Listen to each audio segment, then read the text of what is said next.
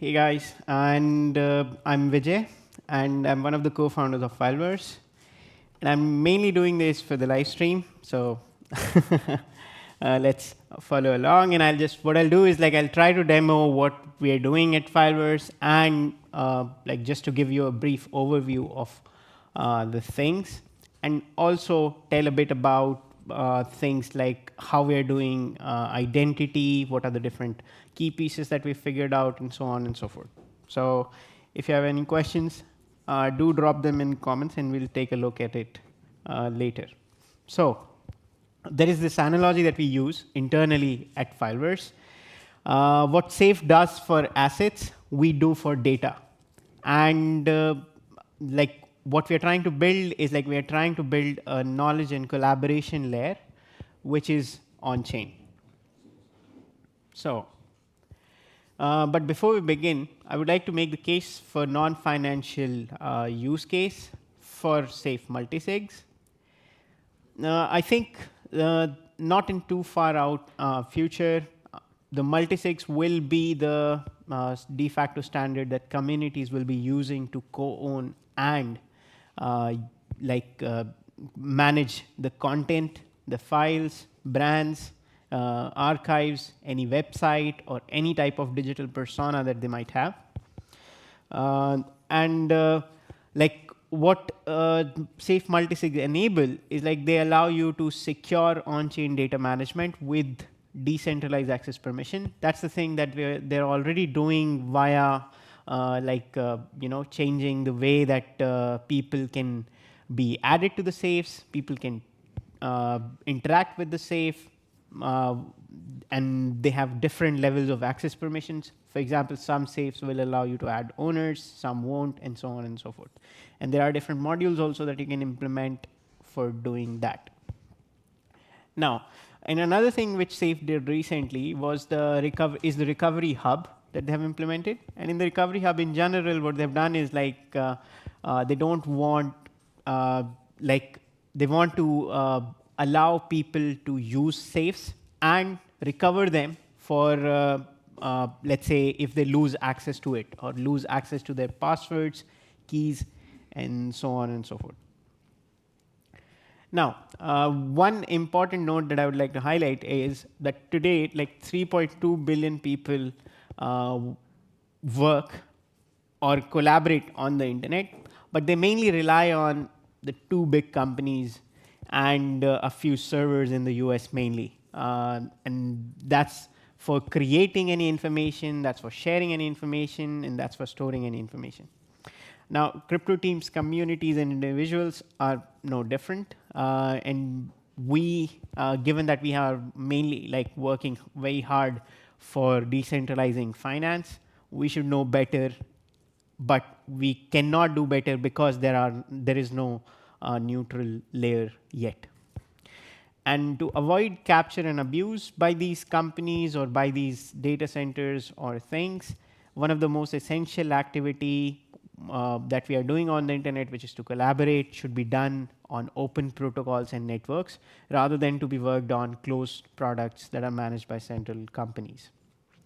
And what I'm going to present next is a new kind of infrastructure, which uses blockchains, which uses blockchain and peer-to-peer network. So basically bringing together the best of both worlds. So I'll highlight a few things for the blockchain perspective and then the peer-to-peer network perspective. So in the blockchain specifically, you have global consensus, credible neutrality, computational and data integrity, inter-app composability. So these are the things that blockchain enables for different use cases in the way that we have implemented it. And in the P2P networks, the good factors or the things that we get from it is it's extremely scalable, hard to attack because there is no central server that controls all of those things.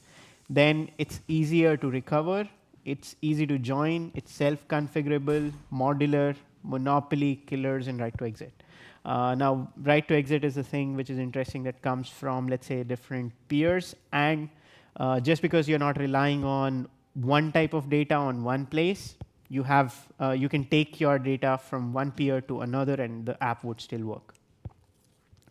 Now, let's take a look at the current fileware stack. So the current fileware stack has three major components, I would say.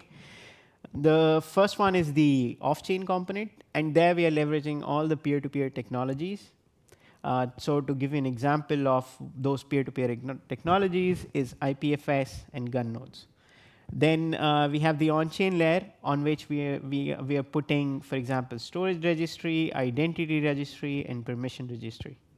And these are the things, for example, for the storage, we have the collaboration smart contract. For identity registry, we have multi-sigs, and for permission registry, we have things like encoding all those on-chain permissions on using hats maybe, or any other different kind of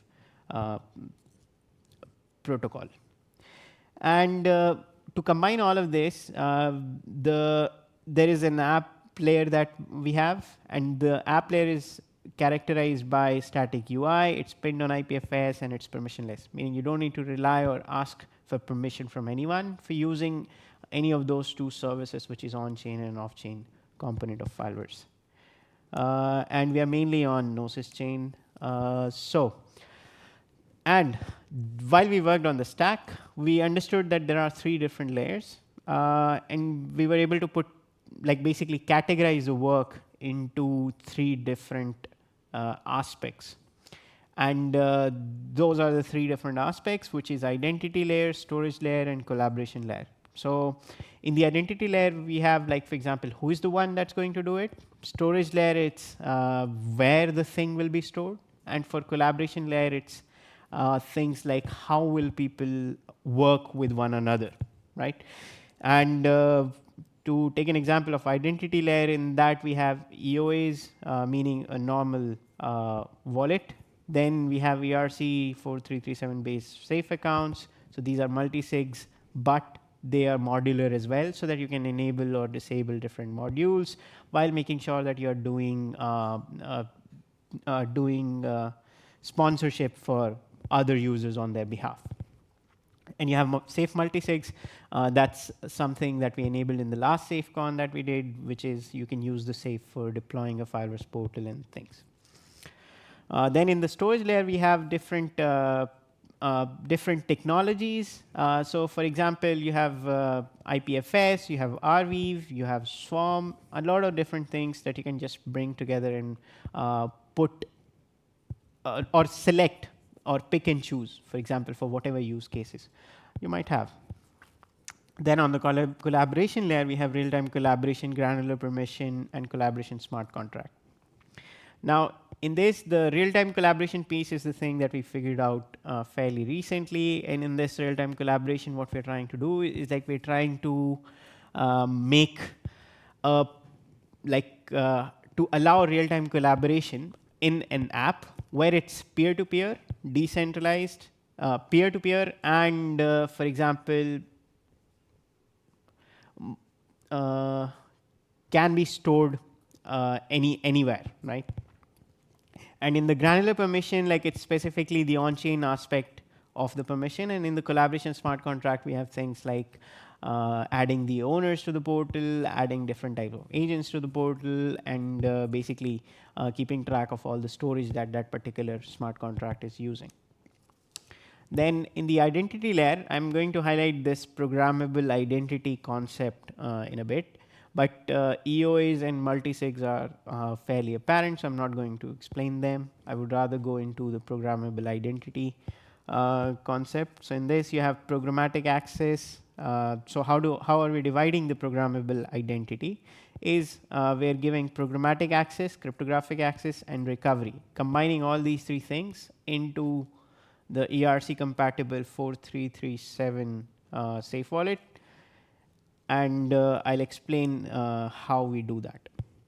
So what we are doing is we are writing an abstraction on top of the ERC 4337 compatible safe. And we are adding two modules. One is the recovery module, other is the key module. And what these two things do is the recovery module is the thing where you can mix and match different criteria for recovery, and cryptographic keys module is where you are storing and you're making the multi-sig wallets sign something for you if necessary. And this is something that we have worked on, and there is this recovery work that we have done with for enabling this recovery module and the architecture of it as well. Now, if you want, you can scan this, but I'll just go to the next step, which is, yeah, so,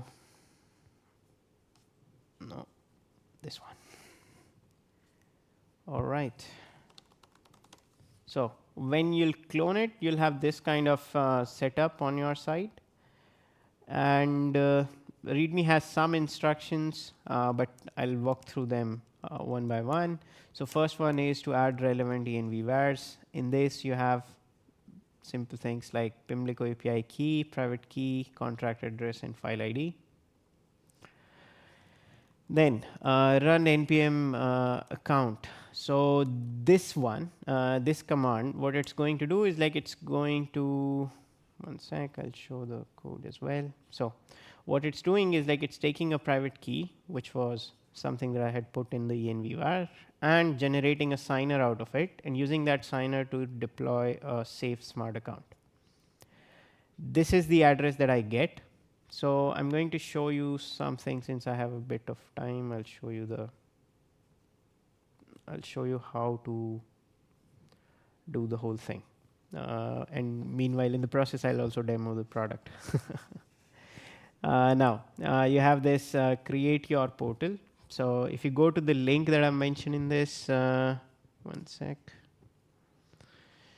In this, you'll be able to create your own portal. And I'm going to do the signature now. So once this is done, what's happening underneath is like we're deploying a smart contract on the behalf of this particular wallet. Once this is ready, what you can do, yeah, let's see the next step. In this case, it's this.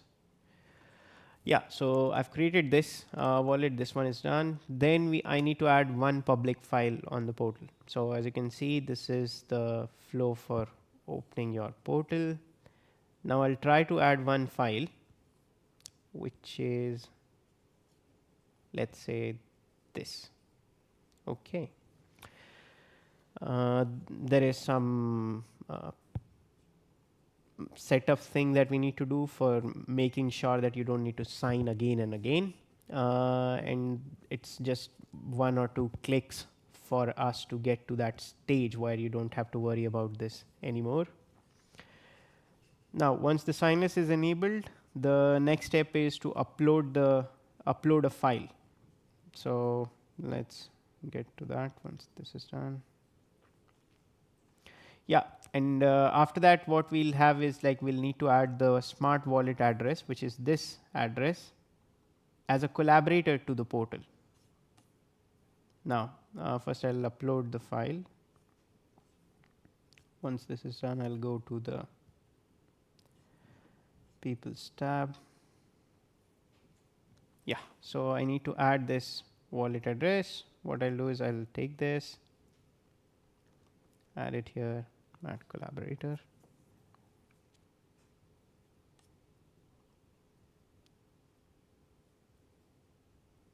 Now, yeah, so once I've added this, the next thing that I need to do is like add the portal address and the file ID to env var. Now, portal address and file ID are this particular address, and file ID is the file that you just uploaded actually. So in this case, it's 0, and this is the contract address. So what I'll do is I'll go ahead and add it. In this case, here, and file ID is 0. All right. Next, now that this is done, the next step is to Yeah, do this npm run retrieve. Now what this thing is doing is it's pulling the data that is there in this particular file ID and in this particular contract. So this IPFS hash, metadata IPFS hash, content IPFS hash, and the file type, which is public. So if you, so this is what the current, this particular file ID 0 and the smart contract is representing. Let's go to the replicate. So in this case, what's happening under the hood is like that smart contract wallet, which was added as a collaborator, is copying this data and putting it on this smart contract. Now what does that do is like it will create one more file here which will have the similar content as this. Now it has different use cases of its own. One of the use cases is to do different kind of automation, to do different kind of file. Okay, I think it replicated. Yeah. So what it's doing is replicating that file. One sec. This is correct.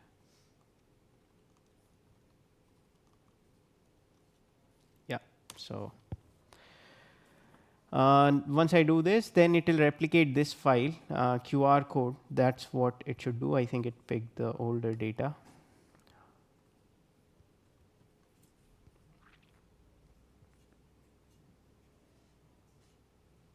Ah, yes, I think I know. Let me change the content here. I think that was the missing step. Yeah, let's go. Now when I press replicate, it should replicate the file, this one, the one that I just pasted. What it shows is like these are the things that you can do for doing different kind of automation, and the different kind of automations are the use cases that you can solve with this thing. Now, I'll highlight some of the use cases that this programmable identity allows for you to do. Is like what you can do is like you can write automation agents that can pull files from a collaborative workspace and generate websites for you on demand for whatever content you want. Then bots can archive all your data with respect to like whatever you have created on any other website. It can pull that data from there and put it on the portal smart contract. And bots can track engagement of frames on Farcaster. I'll show one like video at the end, which will explain, explain this use case. Then execution agent getting verifiable storage space for storing their input and output. For example, you have an AI agent that you have written that you want to read the data from somewhere and then write somewhere. You can use this programmable identity for making use of that storage, making use of that collaboration, and everything else.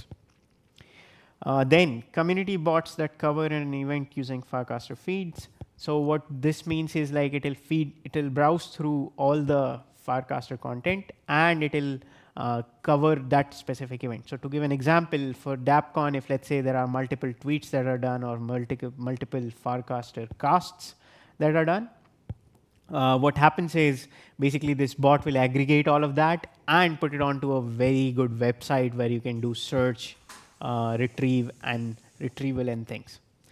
Then you have community curated wiki, which uses social primitives. Now, what does that mean? That means like let's say there are different people that want to work on one particular slide. For example, imagine this slide being crowdsourced. That's something that would be possible with these programmable identities use cases. And what you can do is like you can add token gating on top of these things if you want. Now, I'll show the video. Is there sound? Yes.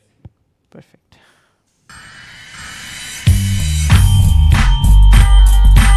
So, this is the recent release that we did.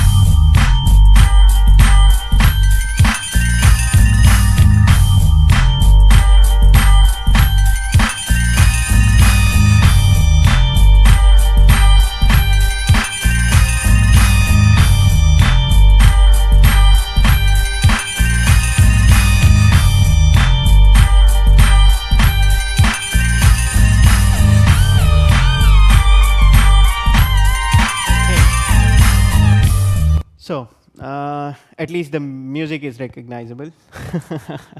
And in this case, like what we did is like we have the collaborative workspace, and on top of that we have the community space that we were showing you. We're calling it public portal, but this is the space that you can customize. For example, how you would customize your bento, Linktree, or anything like that, while adding files and everything else as well. Like, I don't want to done. Yes. Now, if anyone wants to try out this experience that they just saw, you can scan this QR code, and that should give you the access to the public portal. And with that, since I don't have any questions, we can end it. Thanks, guys.